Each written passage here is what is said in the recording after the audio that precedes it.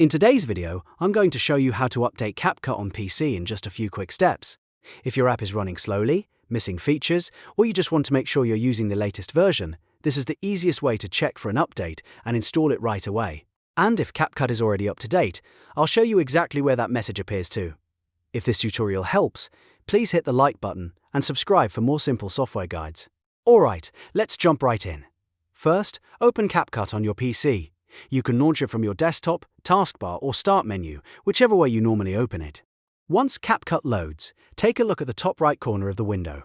You should see an icon that looks like an arrow pointing upwards inside a circle. This is the update button, and it's what you'll use to check for the latest version. Go ahead and click that icon once. After you click it, CapCut will automatically check whether an update is available.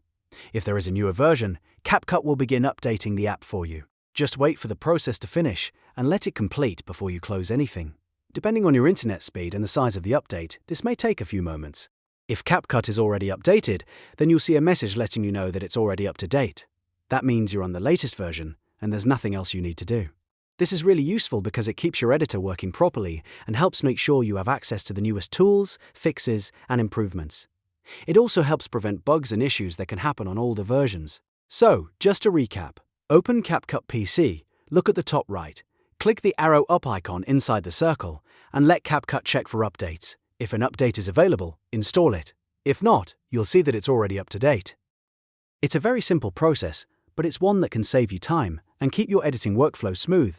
If this video helped you out, make sure to give it a like, subscribe to the channel, and turn on notifications so you don't miss the next quick tutorial. Thanks for watching, and I'll see you in the next one.